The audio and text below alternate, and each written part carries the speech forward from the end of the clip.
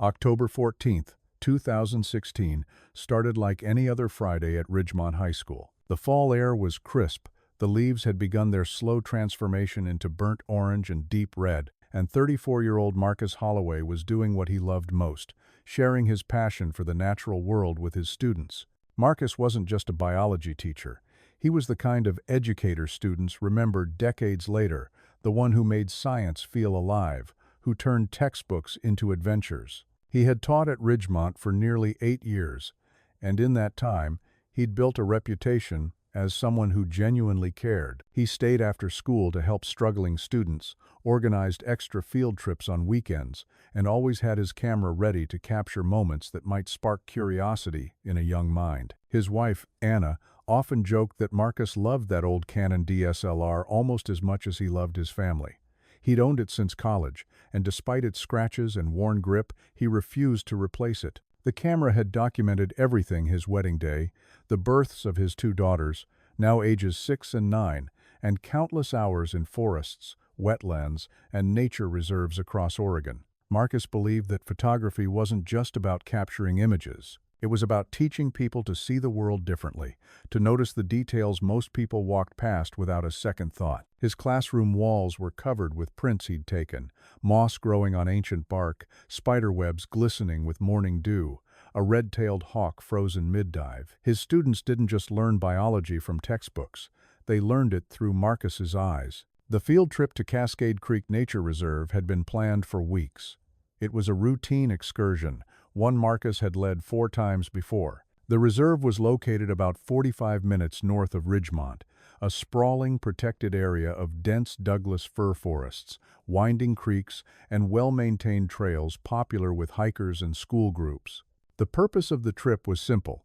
Students would collect plant and soil samples near marked trails, document their findings, and later analyze them back in the classroom. 15 students had signed up, all juniors and seniors enrolled in Marcus's advanced biology course. Kelly Vance, a 26-year-old teaching assistant who'd been working with Marcus for 2 years, accompanied the group to help supervise. They arrived at the reserve's main parking area just after noon. The weather was perfect, mid-60s, partly cloudy, with just enough sunlight filtering through the canopy to make the forest feel welcoming rather than foreboding. Marcus gathered the students around the picnic tables near the trailhead, going over the plan one more time. They'd hike half a mile to a designated research area, split into small groups to collect samples, and reconvene by 3:30 for the drive back to school. He reminded them to stay within sight of the trail markers, to keep their walkie-talkies on, and to work in pairs. Safety was always his priority. He'd led trips like this dozens of times without incident. By 1 o'clock, the group was deep into their work. Students crouched near the creek bed, scooping soil into labeled containers and sketching plant structures in their field notebooks. Marcus moved between groups, offering guidance and encouragement, while Kelly supervised the students working closer to the trail. Around 2:30, Marcus pulled out his camera and started photographing. This was his favorite part, capturing the small wonders his students might overlook. He photographed a cluster of bright red mushrooms growing on a fallen log, a dragonfly perched on a fern, the way afternoon light slanted through the trees in golden beams. At 2:47, Marcus approached Kelly near the trail junction. She was helping 2 students identify a species of fern when he tapped her shoulder. He told her he'd spotted a pileated woodpecker nest earlier that morning during his pre-trip scouting walk, a rare find, and one he desperately wanted to photograph before they left. The nest was located about 200 yards uphill from their current position, still well within the boundaries of the reserve but slightly off the main trail. He pointed in the direction he planned to go, a gentle incline covered in thick underbrush and towering pines. Kelly glanced at her watch. It was late in the day, but they still had time before the scheduled departure. She told him to be careful and to radio her when he reached the nest. Marcus smiled, slung his camera around his neck, grabbed his water bottle and walkie-talkie from his backpack, and started walking uphill. Kelly watched him disappear into the trees. She didn't think anything of it at first. Marcus was experienced, responsible, and cautious. He knew these woods. But by 3:15, when she tried to radio him to check in, there was no response. She tried again at 3:20. Silence. By 3:25, a knot of worry began to form in her chest. The students had finished their work and were starting to pack up, asking when they'd be leaving. Kelly tried the radio again, her voice sharper this time, more urgent. Nothing. At 3:35, she told the students to stay put and began walking in the direction Marcus had gone, calling his name into the forest. Her voice echoed back, unanswered. By 3:40, Kelly knew something was wrong. She ran back to the group, pulled out her cell phone, and called the reserve's ranger station. Her hands were shaking. Within minutes, 2 park rangers arrived at the site. They tried Marcus's walkie-talkie on multiple channels. No response. One ranger hiked uphill, following the route Kelly described, while the other stayed with the students, trying to keep them calm. At 4 o'clock, with the sun beginning its descent and shadows lengthening across the forest floor, the decision was made to call in a full search team. By 4:30, more rangers had arrived, along with local police and volunteer search and rescue personnel. The students were loaded onto the bus and driven back to Ridgemont, frightened and confused. Kelly stayed behind, refusing to leave until Marcus was found. The first thing searchers noticed was how quickly the terrain changed once you left the main trail. What looked like a gentle incline from below became steep and treacherous within a few hundred yards. Thick undergrowth made visibility difficult, and the ground was uneven, covered in loose rocks and hidden roots. As daylight faded, search teams spread out in a grid pattern, calling Marcus's name, scanning the ground for footprints or signs of disturbance. At 6:15, just as the last natural light disappeared, a searcher found something near the edge of a rocky ravine about a quarter mile from where Marcus was last seen. It was his walkie-talkie, smashed and partially buried under a pile of loose stones. The plastic casing was cracked, the antenna snapped off, but there was no blood on it, no fabric, no indication of what had happened. The discovery sent a chill through the search team. If Marcus had fallen, where was he? Why was the radio so far from the trail? And why was it broken? Search efforts intensified over the next 72 hours. More than 60 personnel combed through 12 square miles of forest, moving in coordinated lines, checking every gully, every overhang, every possible place a person could fall or hide. Bloodhounds were brought in, given Marcus's scent from clothing taken from his car, which remained untouched in the parking lot, along with his wallet, cell phone, and jacket. The dogs picked up a trail leading uphill from the research area, but the scent disappeared completely at a shallow creek bed, roughly 3/4 of a mile into the forest. It was as if Marcus had simply stopped existing at that spot. Helicopters equipped with thermal imaging cameras flew grid patterns over the canopy, searching for heat signatures that might indicate a person alive or deceased. They found nothing. Divers were sent into deeper sections of Cascade Creek downstream from where the scent was lost, checking for any sign that Marcus might have fallen into the water and been swept away. They recovered nothing.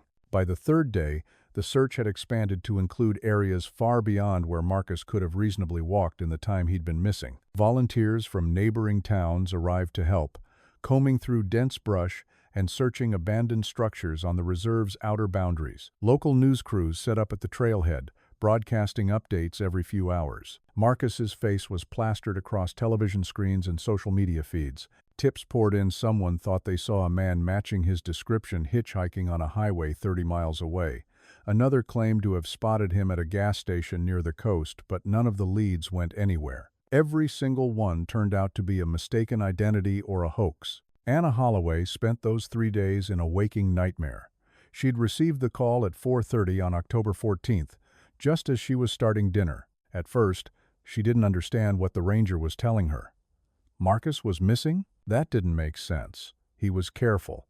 He knew what he was doing. She drove to the reserve immediately, her mother staying behind to watch the girls, and waited at the trailhead command post through the night, wrapped in a blanket someone had given her, staring at the dark tree line as if willing her husband to walk out of it. When the walkie-talkie was found, she'd asked to see it, and the sight of the shattered plastic in a clear evidence bag had nearly broken her.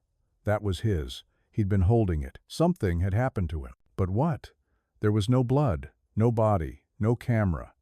Marcus had left base camp with 3 things: a water bottle, a walkie-talkie, and his beloved cannon. Searchers found the broken radio, but the water bottle and camera were never recovered. It didn't make sense.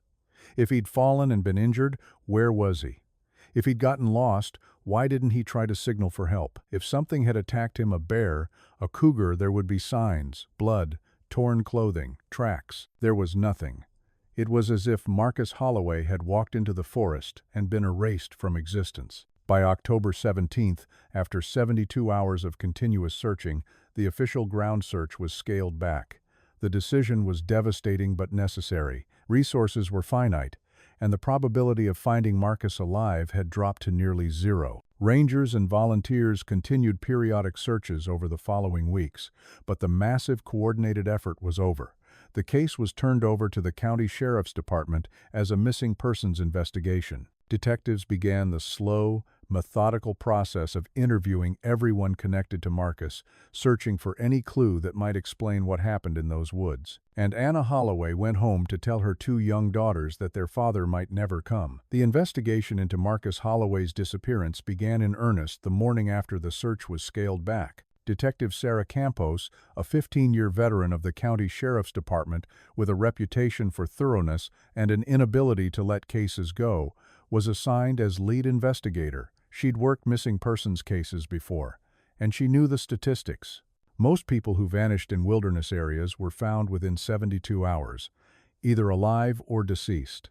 The ones who weren't found in that window often stayed missing forever. But something about Marcus's case bothered her from the start. The lack of evidence wasn't just unusual, it was almost impossible. People didn't simply disappear, they left traces. Always. Her job was to find those traces, no matter how small. Detective Campos started with the basics. She interviewed every single person who'd been on that field trip, all 15 students, Kelly Vance, the bus driver, even the parent volunteers who'd helped organize permission slips. She sat across from teenagers in their living rooms, watching them fidget and fight back tears as they recounted the day. None of them had seen anything unusual. Marcus had been his normal self, cheerful, engaged, patient. He'd helped students identify plants, answered questions, made jokes. There were no arguments, no strange phone calls, no moments where he seemed distressed or preoccupied. Several students mentioned how excited he'd been about spotting the woodpecker nest, how he'd talked about it during lunch, describing the bird's distinctive red crest and the hammering sound it made against dead tree trunks. He'd been looking forward to photographing it. That enthusiasm, that normalcy, made his disappearance even more haunting. Kelly Vance was interviewed 3 separate times. She walked Detective Campos through every detail of that afternoon, recreating the timeline minute by minute. She described the exact spot where Marcus had been standing when he told her about the nest, the direction he'd pointed, the casual confidence in his voice. She'd worked with Marcus for 2 years and considered him not just a colleague but a friend. The guilt was eating her alive. She kept asking the same question over and over. Should she have gone with him? Should she have insisted he wait until they could go together? Detective Campos assured her that Marcus was an experienced outdoorsman, that his decision to go alone was reasonable, that nothing about this was her fault. But Kelly didn't believe her. She'd let him walk into those woods alone, and now he was gone. Detective Campos expanded her investigation beyond the field trip itself. She interviewed Marcus's colleagues at Ridgemont High School, teachers, administrators, the principal. Everyone said the same thing. Marcus was well-liked, professional, dedicated. He'd never been involved in any conflicts with staff or parents. His classroom management was excellent. Students respected him.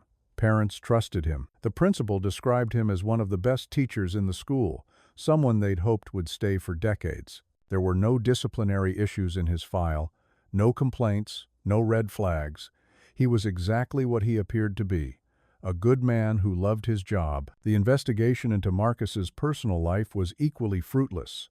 Detective Campos spent hours with Anna Holloway, asking difficult questions with as much sensitivity as she could manage. She needed to rule out the possibility of voluntary disappearance, and that meant examining Marcus's marriage, his finances, his mental health, his relationships. Anna answered every question with painful honesty.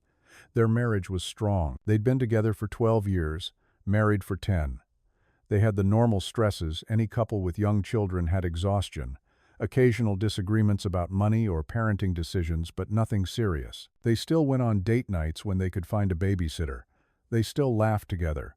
Marcus adored his daughters. He coached their soccer teams, read to them every night, helped with homework. The idea that he would abandon them was impossible. Anna's voice broke when she said it. He wouldn't do that. He couldn't. Detective Campos verified everything. She pulled Marcus and Anna's financial records going back 5 years. Their checking account showed a stable, unremarkable pattern. Mortgage payments, utility bills, groceries, occasional purchases at outdoor equipment stores, and bookshops. There were no large withdrawals, no secret accounts, no unexplained transactions. Marcus's paycheck from the school district was deposited like clockwork every 2 weeks.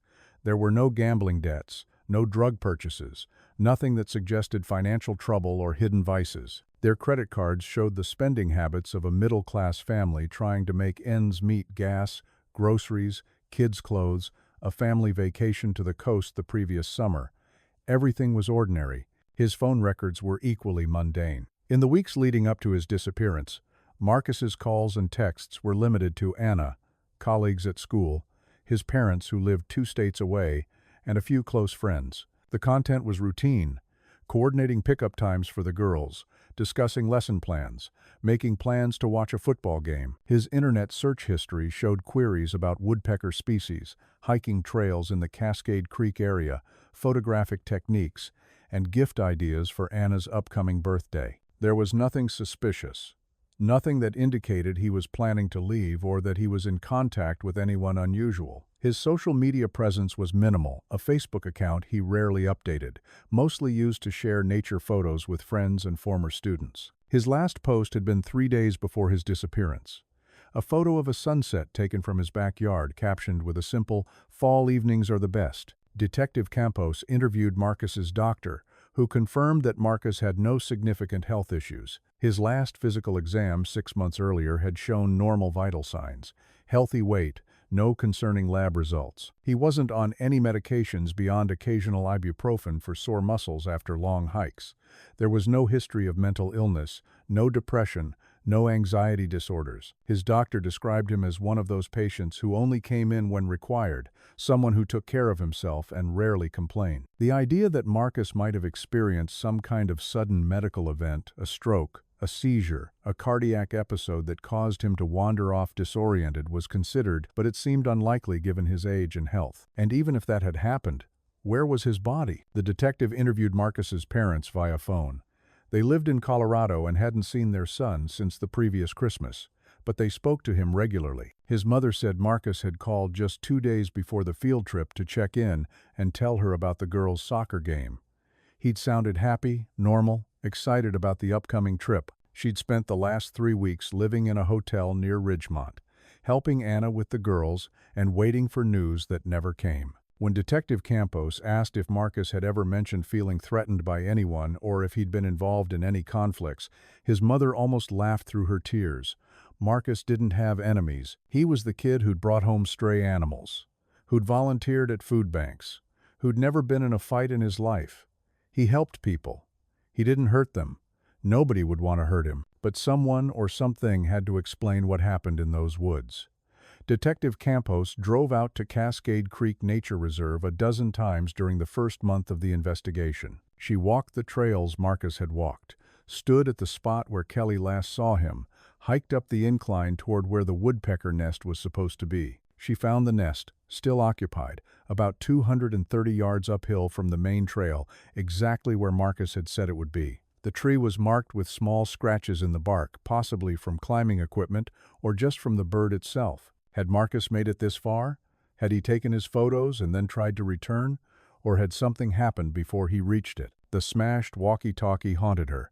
It had been found near a ravine, a steep, rocky drop of about 40 feet that ended in a tumble of boulders and thick brush. The working theory was that Marcus had fallen, that the radio had either been in his hand or attached to his belt and had smashed on impact. But search teams had scoured that ravine for days. They'd rappelled down, searched every crevice, moved rocks, checked under fallen logs.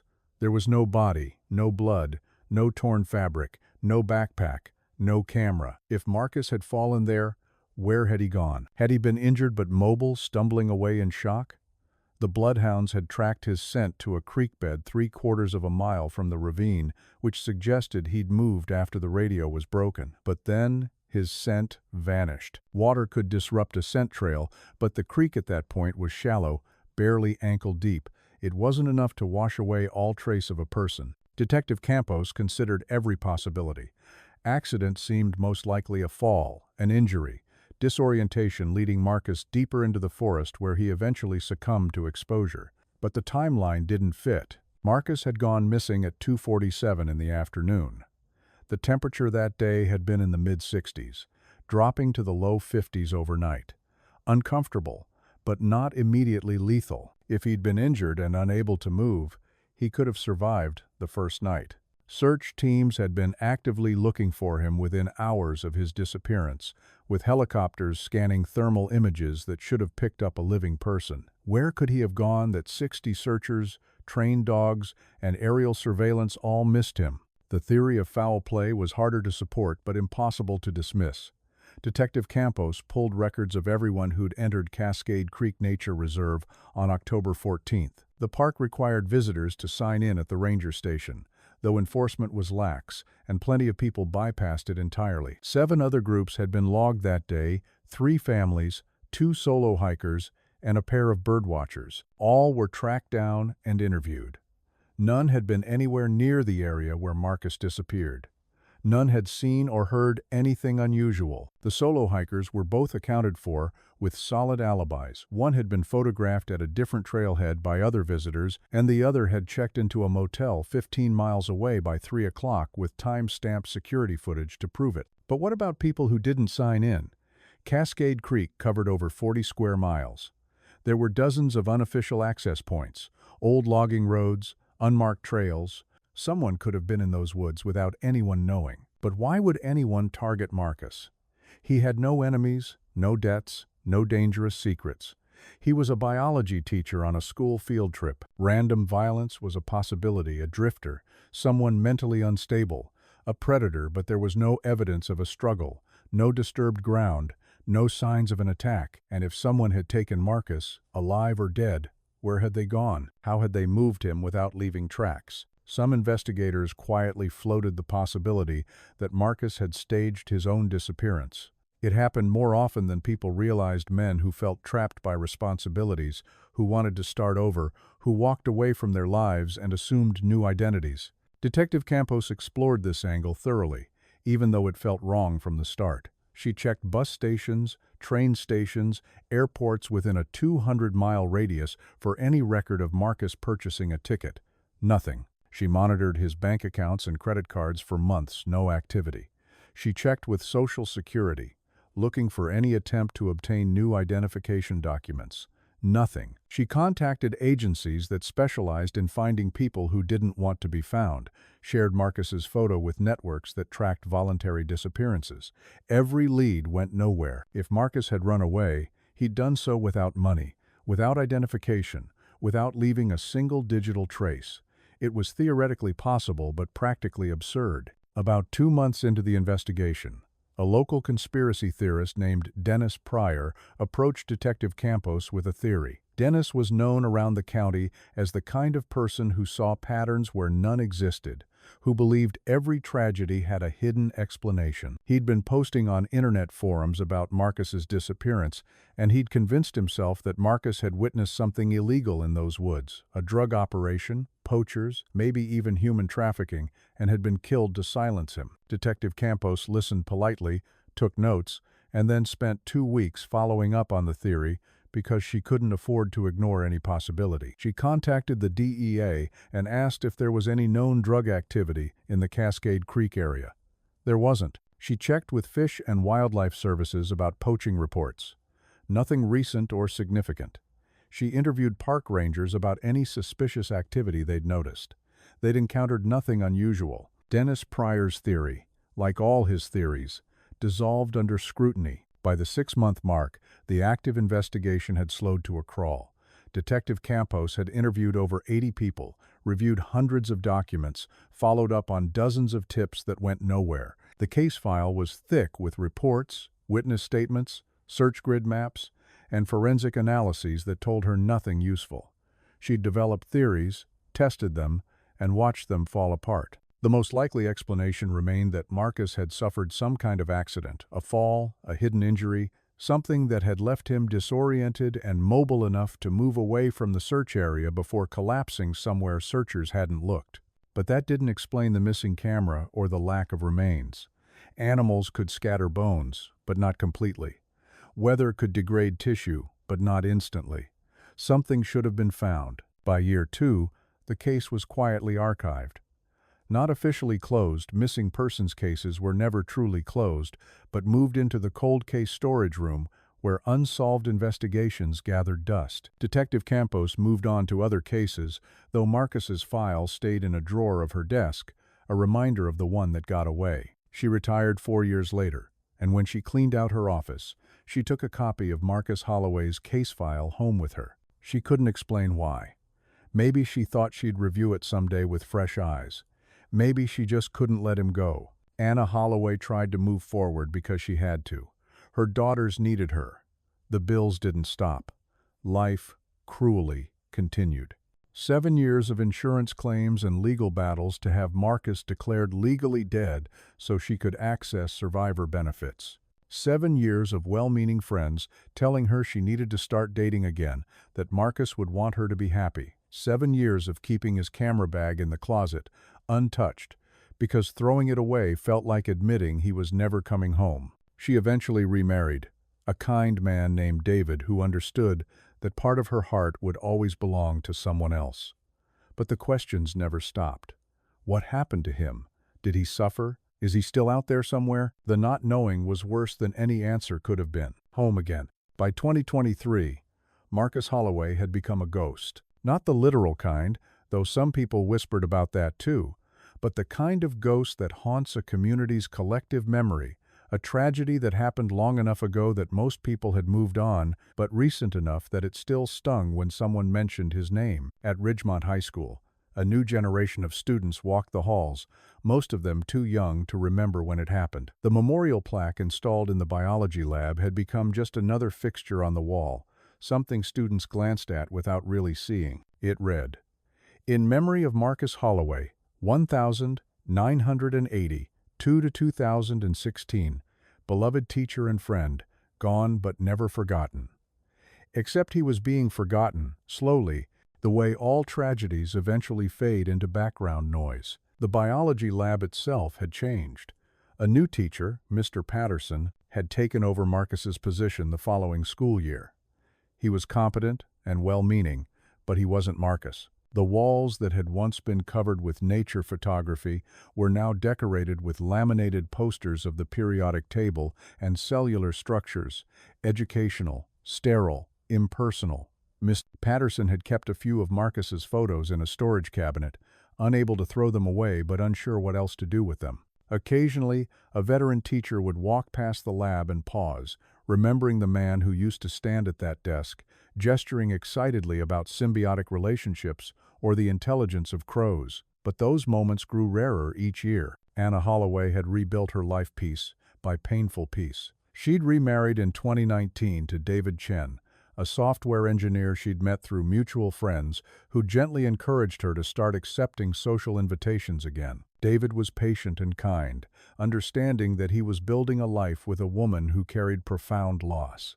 He never tried to replace Marcus or erase his memory. He helped raise Marcus's daughters as if they were his own, attending soccer games and parent-teacher conferences, being present in ways that mattered. But Anna still kept Marcus's things in boxes in the garage, his favorite jacket, his teaching materials, his old hiking boots. She couldn't bring herself to donate them, and David never pushed her to. The girls, Emma and Sophie, were teenagers now, 15 and 18. Emma had been 6 when her father disappeared, and her memories of him were fragmented and unreliable, more feeling than fact, a sense of safety and laughter rather than specific moments she could point to. Sophie, who'd been 9, remembered more, but even her memories had started to blur around the edges.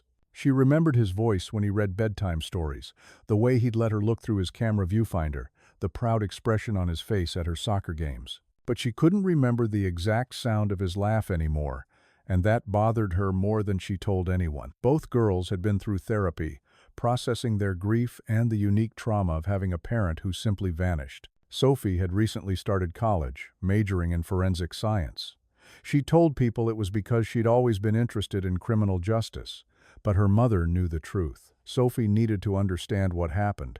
She needed answers that might never come. Detective Sarah Campos had been retired for 3 years. She lived in a small house on the outskirts of town with her wife and 2 rescue dogs, spending her days gardening, reading mystery novels with ironic detachment, and trying not to think about the cases she'd never solved. But Marcus Holloway's file still sat in a banker's box in her home office, along with 4 other cases that had defeated her.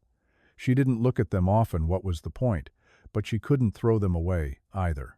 On the anniversary of Marcus's disappearance each October, she'd find herself thinking about him, running through the evidence in her mind one more time, wondering if she'd missed something. She always came to the same conclusion. She hadn't. There simply wasn't anything to find. Some cases didn't have solutions. Some people just disappeared. It was a truth she'd had to accept, even though it burned. The Cascade Creek Nature Reserve continued operating as it always had. The park rangers who'd been there during the search had mostly moved on to other positions or retired. The current staff knew the story. It was part of the unofficial park lore, but they didn't dwell on it. People came to the reserve to hike, to photograph wildlife, to escape the noise of modern life. Reminding them that a man had vanished there 7 years ago wasn't good for tourism. The woodpecker nest Marcus had been heading toward to photograph was long abandoned. The tree itself had been struck by lightning 3 years after his disappearance and had split down the middle, a hollow husk slowly being reclaimed by moss and insects. The trail where Marcus was last seen looked different now. 7 years of seasonal changes had altered the landscape in subtle ways. Trees had fallen, creating new obstacles. Undergrowth had grown thicker in some areas, thinner in others. The ravine where the smashed walkie-talkie had been found was still there, unchanged, except for the slow weathering of stone, but the surrounding forest had evolved. Nature had a way of swallowing human tragedy, of continuing regardless of the small human dramas that played out within it. Hikers still used the trails, families still brought their children, school groups still came for field trips, though not from Ridgemont High School. That institution had quietly stopped scheduling trips to Cascade Creek, choosing other locations without discussing exactly why. Kelly Vance had left teaching. She'd tried to continue at Ridgemont for a year after Marcus's disappearance, but every day in that building had been suffocating. The guilt never subsided. She'd wake up in the middle of the night replaying that moment when Marcus told her about the woodpecker nest, reimagining different responses. What if she'd said, "No, it's too late in the day, photograph it on the next trip"? What if she'd insisted on going with him? What if she'd started looking for him 5 minutes earlier? The rational part of her brain knew that Marcus was an adult who'd made his own decisions, that she wasn't responsible for what happened to him, but the rational part of her brain had no power over the guilt that lived in her chest like a stone. She'd moved to a different district, then eventually left education entirely, taking a job at a nonprofit environmental organization. But every year on October 14th, she took the day off work and drove to Cascade Creek. She hiked to the spot where she'd last seen Marcus, left flowers at the trailhead, and sat in silence, keeping vigil for a man who might have been dead for 7 years or might still be out there somewhere, lost in ways that had nothing to do with geography. The internet had kept Marcus's case alive in its own way. True crime enthusiasts discovered his story a few years after it happened, and every so often it would circulate through Reddit threads and YouTube videos narrated by people who'd never met him but spoke about his disappearance with confident authority. Armchair detectives dissected every detail of the case, proposing theories that ranged from plausible to absurd. Some thought he'd been attacked by a mountain lion, and his body had been dragged into a den that searchers hadn't found. Others believed he'd fallen into an underground cave system despite geological surveys showing no such caves in that area.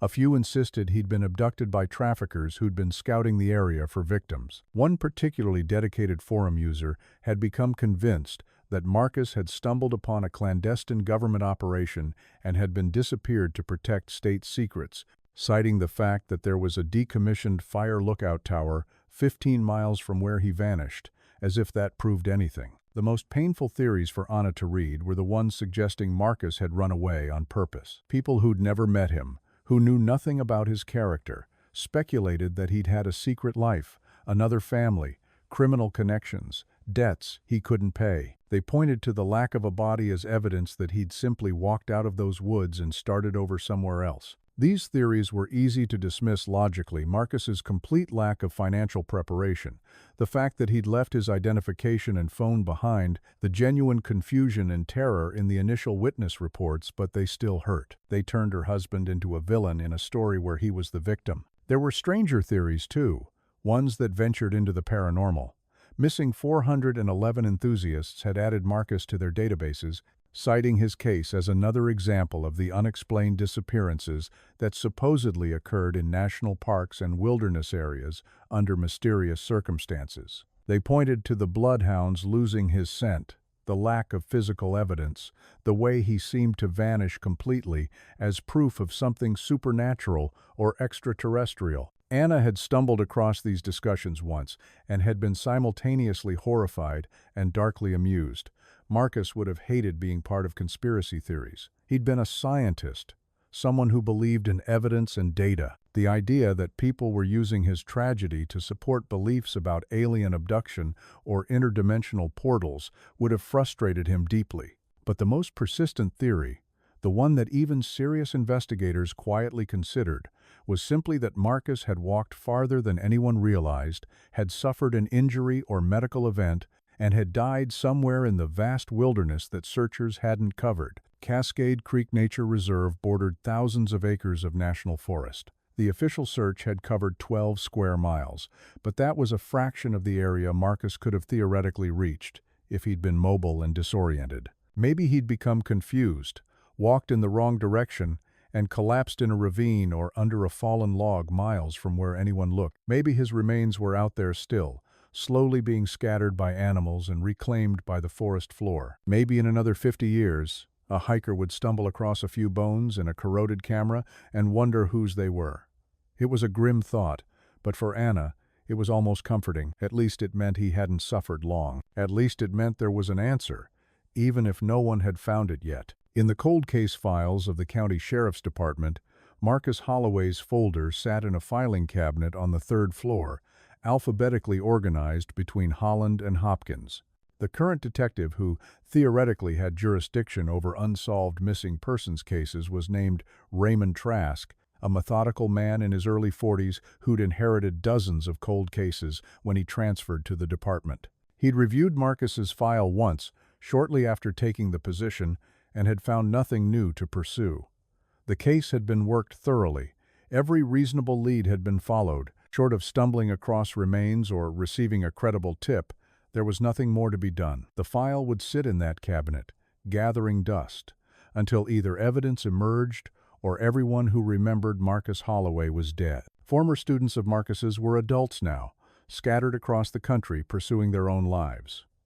Some had become teachers themselves, inspired by the man who'd made biology feel like an adventure. A few had gone into environmental science or wildlife conservation, carrying forward the passion he'd instilled in them. They thought about him sometimes, especially the 15 students who'd been on that field trip. Those students, now in their mid-20s, had formed an unofficial bond, connected by shared trauma. A few still kept in touch, meeting occasionally for coffee or exchanging messages on group chats.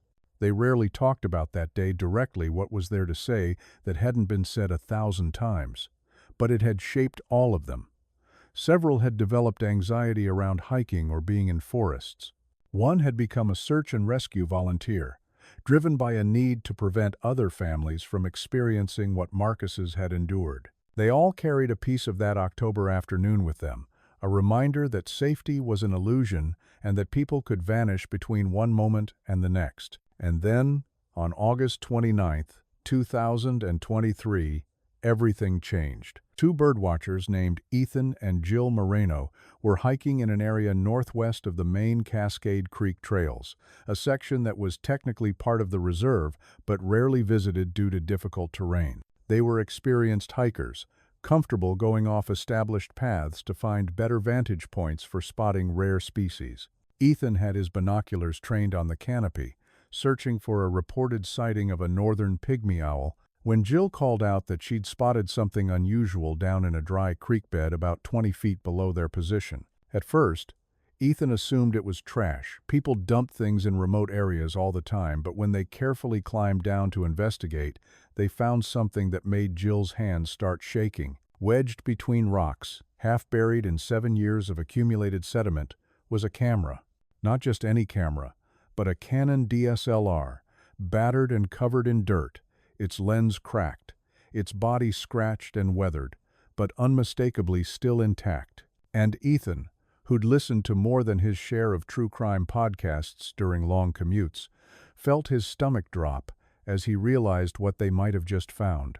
Ethan Moreno didn't touch the camera at first. He'd listened to enough true crime podcasts to know that evidence needed to be preserved, that chain of custody mattered, that even after 7 years something like this could be crucial. He pulled out his phone and took several photos of the camera exactly as they'd found it, wedged between 2 moss-covered rocks in the dry creek bed, partially buried under layers of decomposed leaves and sediment. Jill stood a few feet back, her arms wrapped around herself despite the warm afternoon air. They both understood the weight of what they were looking at. This wasn't just a lost camera. This was potentially the last thing Marcus Holloway had held before he vanished. The location itself was strange. They were roughly 1.8 miles northwest of where Marcus had last been seen, according to the maps and news articles Ethan pulled up on his phone while they waited for park rangers to arrive. That was far outside the original search perimeter, which had focused on the area immediately surrounding the trail and the ravine where the broken walkie-talkie had been found. How had the camera traveled this distance? The creek bed they were standing in was dry now, in late August, but it would flow with runoff during heavy rains and spring snowmelt. Could the camera have been washed here over the course of 7 years, tumbling downstream during seasonal floods? But if that were true, the camera would likely be far more damaged, the body potentially broken apart, the delicate electronics completely destroyed. This camera, while battered and weathered, looked remarkably intact. Within 40 minutes, 2 park rangers arrived, followed shortly by local police. By evening, the site had been cordoned off with yellow tape, and the camera had been carefully extracted from its rocky grave, placed in an evidence bag, and logged with meticulous precision. The serial number on the camera body was checked against records from the original investigation. It matched. This was Marcus Holloway's Canon DSLR, the camera he'd been carrying when he walked uphill to photograph a woodpecker nest 7 years ago. The camera that had been missing, along with Marcus himself, the camera that might hold answers. Detective Raymond Trask received the call at 6:30 that evening. He'd been making dinner when his phone rang, and the ranger's voice on the other end had been carefully controlled, professional, but carrying an undercurrent of excitement. They'd found something. Trask had driven to the site immediately, arriving just as the last light was fading from the sky. He'd stood in that creek bed, shining his flashlight on the rocks where the camera had been wedged, trying to understand how it had ended up here. The questions multiplied faster than answers. Had Marcus made it this far before something happened to him? Had someone else moved the camera here? Had natural forces carried it downstream over years of weather cycles? The media attention was immediate and overwhelming. By the next morning, news vans were parked at the Cascade Creek entrance, reporters standing in front of cameras recounting Marcus Holloway's disappearance for viewers who might not remember or might never have heard the story. Anna Holloway received the call from Detective Trask at 7:15 in the morning. She'd been getting ready for work when her phone rang, and when she heard what he had to say, her legs gave out. She sat down hard on the bathroom floor, phone pressed to her ear, listening to him explain that Marcus's camera had been found, that it appeared intact, that they'd be analyzing it for any recoverable data. David found her there 10 minutes later, still sitting on the tile, tears streaming down her face. She didn't know if they were tears of hope or dread. The camera was transported to the State Forensics Laboratory in Portland, where specialists in digital recovery began the delicate process of examining it. The exterior was covered in dirt and organic matter, the lens cracked in a spiderweb pattern, the rubber grip worn away in places. But when they carefully opened the battery compartment, they found corrosion but not complete destruction. More importantly, the memory card slot was sealed with a rubber gasket that it held. When they extracted the SD card, they found it was corroded around the edges but potentially salvageable. This was the moment that mattered. If data could be recovered from that card, they might finally have answers. The recovery process took 3 days. Specialists worked in a clean room environment, using specialized equipment to carefully read data from the damaged card sector by sector, reconstructing corrupted files where possible, bypassing damaged areas, pulling every recoverable byte of information from the aging silicon. Detective Trask waited, calling for updates twice a day, his own investigation on hold until he knew what the camera might tell him. Anna couldn't work, couldn't sleep, couldn't do anything but wait. Kelly Vance heard the news from a former colleague and felt 7 years of carefully constructed emotional stability crack open. Even Sarah Campos, retired and removed from active investigation, found herself checking news updates compulsively, unable to let go of the case that had haunted her for so many years. On September 1st, the call came. The data recovery was complete.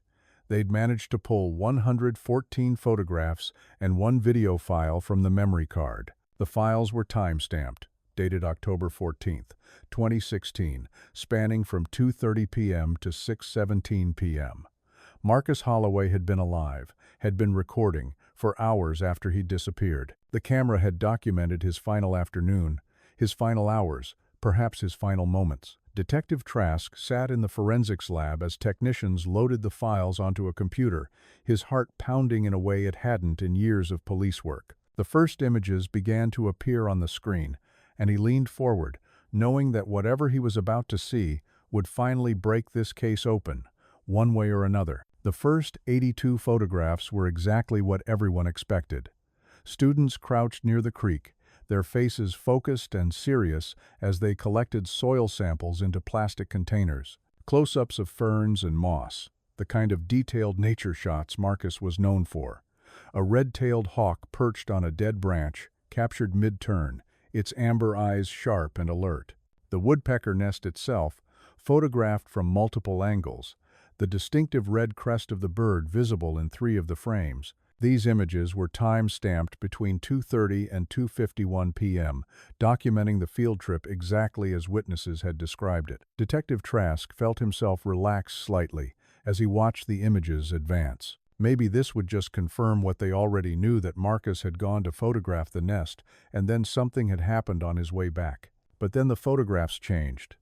At 2:52 p.m., the composition shifted. The camera was moving deeper into the forest, the angles suggesting Marcus was walking uphill through increasingly difficult terrain. Dense undergrowth filled the frames, salal bushes, sword ferns, fallen logs covered in bright green moss. These weren't the careful, composed nature shots from earlier. These images felt hurried, documentary rather than artistic, as if Marcus was photographing landmarks to help him find his way back. The trees grew thicker, the canopy darker. By 3:04 p.m., the landscape had become almost unrecognizable as the same forest. This was deep woods, the kind of terrain that swallowed sound and light. Then Detective Trask saw something that made him lean closer to the monitor. At 3:04 p.m., partially obscured by Douglas fir trunks and thick underbrush, there was a structure. It took a moment for his eyes to parse what he was seeing. The weathered wood blended so perfectly with the surrounding forest that it almost looked natural. But it wasn't natural. It was man-made. A small cabin or shelter, maybe 10 feet by 10 feet, constructed from rough-cut lumber that had gone gray with age and weather. The roof was partially collapsed on one side, and gaps showed between the wallboards. It looked abandoned, forgotten, the kind of structure that could have been standing there for decades without anyone knowing it existed. The timestamp jumped after that image, 3:04, then nothing until 3:58. 47 minutes of missing time. Whatever Marcus had been doing during that period, he hadn't been taking photographs, or the files had been corrupted beyond recovery. When the images resumed, everything had changed. The photographs were darker now, shot inside the structure. Detective Trask could see a dirt floor exposed in patches where decades of accumulated debris had been disturbed. Wooden beams overhead, rough and hand-hewn, sagging with age. The walls were covered with graffiti. Some of it looked old, faded marker and spray paint, but other marks looked more recent, scratched into the wood with something sharp. The next series of images showed the interior in more detail. In one corner, there was a pile of camping gear, 2 sleeping bags, both filthy and deteriorating, a rusted Coleman lantern, several empty tin cans, a backpack with fabric so rotted it had partially disintegrated. Someone had been living here, or at least staying here intermittently. The setup looked makeshift, temporary, the possessions of someone who didn't want to be found. Detective Trask felt his pulse quicken. This changed everything. The assumption had always been that Marcus was alone in those woods, that his disappearance was the result of an accident or medical event. But this structure, these possessions, suggested someone else had been out there, someone who might have encountered Marcus.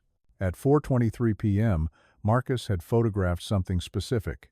The image was slightly out of focus, shot quickly, but the subject was clear enough.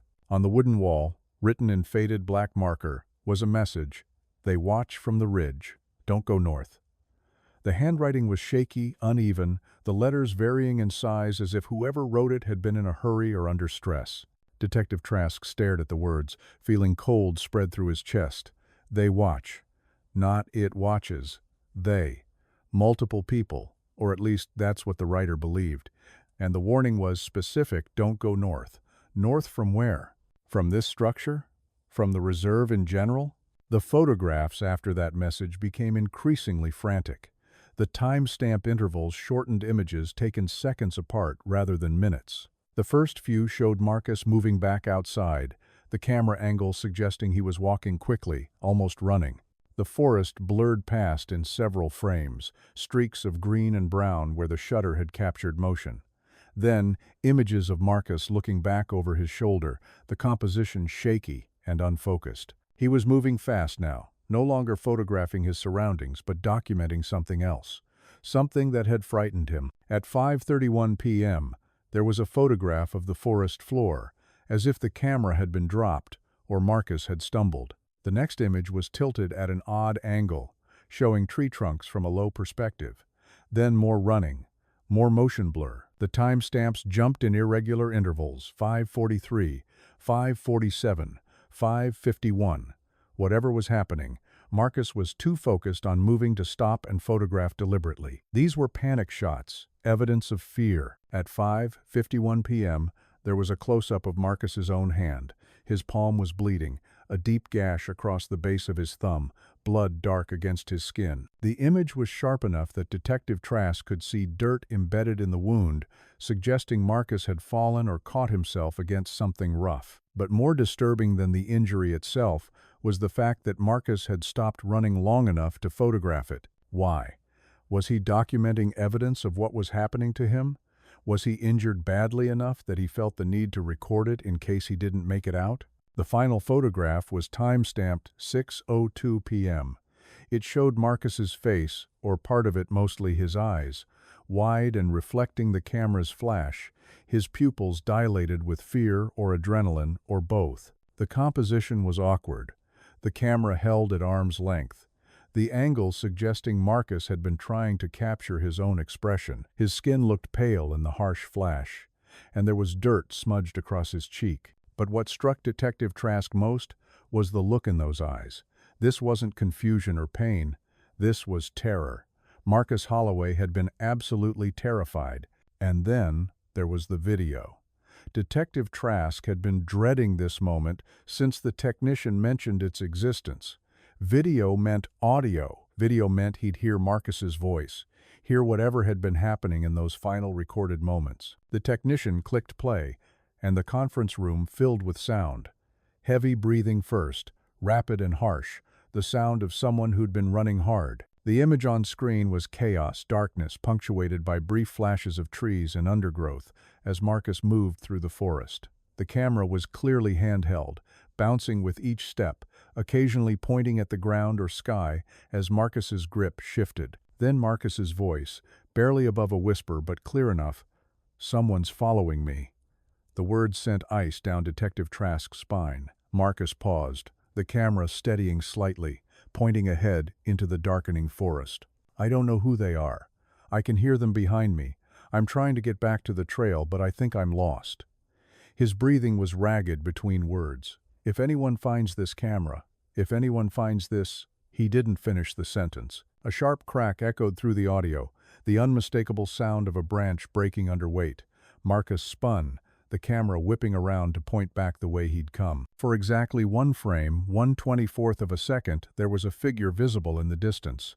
The video quality was poor, shot in failing light under tree cover, but the shape was unmistakable. Tall, perhaps 6 feet or more, standing completely still about 50 yards behind Marcus. The figure was partially obscured by tree trunks and shadow, making it impossible to discern details, gender, age, clothing. Just a dark silhouette, motionless, watching. Then the video cut to black. The timestamp read 6:17 p.m. The camera had stopped recording. Marcus Holloway's documentation of his final hours had ended. Detective Trask sat in silence for a long moment after the video finished. Around him, the forensic technicians and other investigators who'd gathered to view the footage were equally quiet. Finally, someone spoke. "Play it again. That last frame."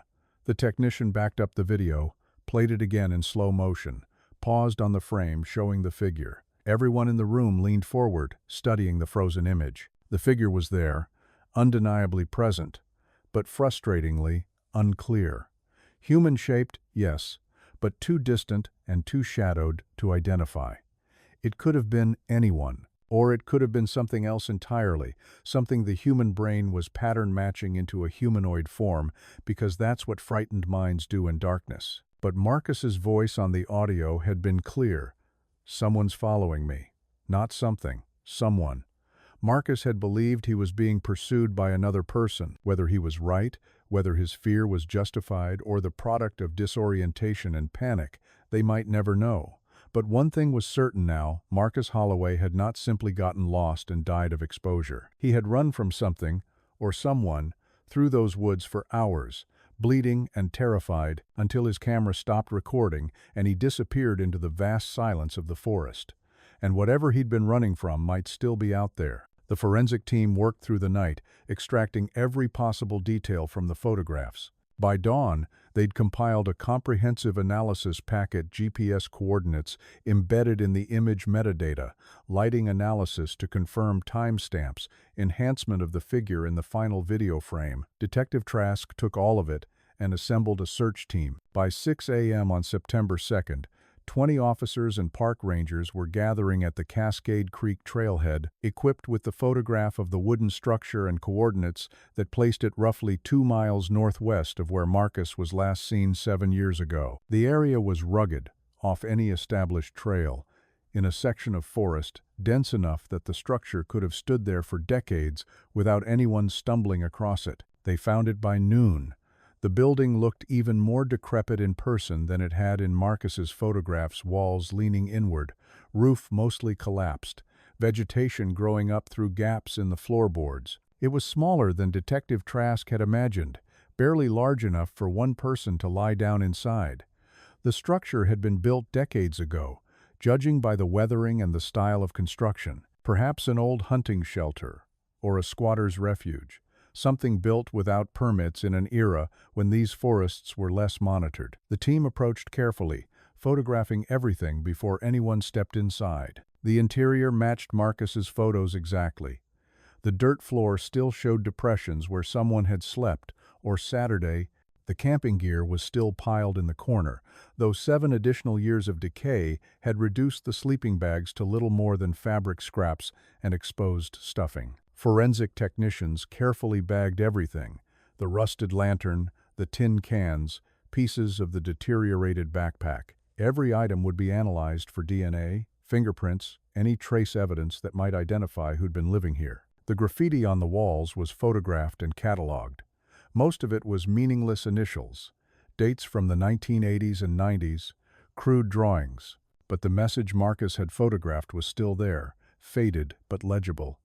"They watch from the ridge, don't go north." DNA extraction from the sleeping bag and cigarette butts found scattered near the structure took another week. The results came back with a match in the system: Vincent Kroof, a 52-year-old man with a criminal record consisting mostly of trespassing, vagrancy, and petty theft. Kroof had been arrested multiple times over the past 15 years for camping illegally on state and federal land. He had no history of violence, no record of assault or threatening behavior, just a pattern of refusing to stay in shelters or maintain permanent housing. Detective Trask located him living in a tent encampment 3 counties away, surviving on disability payments and occasional odd jobs. Kroof agreed to talk without a lawyer, either because he was innocent or because he didn't understand the implications of the questions Trask was asking. He admitted immediately that he'd used the structure in the woods, said he'd built it himself back in 2014 when he'd been camping in that area for several months.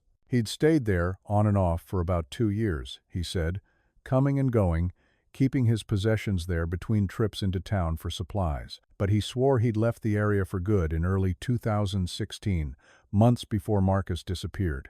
When Detective Trask asked why he'd left, Kroof's demeanor changed. His shoulders hunched, his eyes darted away, and for the first time he looked genuinely uncomfortable. He'd left because of the watcher, he finally admitted.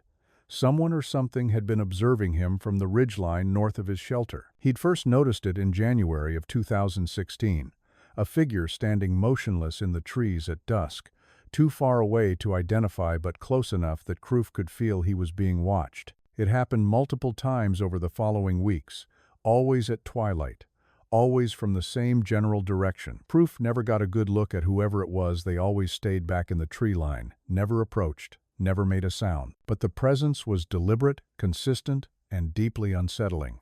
After a few weeks of this, Kroof had written the warning on the wall, packed up what he could carry, and left. He never went back. When Detective Trask showed him the photographs from Marcus's camera, Kroof's hands trembled. That's exactly where he'd seen the figure standing, he said, pointing to the trees visible in the background of one image. Right there. Always right there. Detective Trask pressed him about October 14, 2016. Where had Kroof been that day?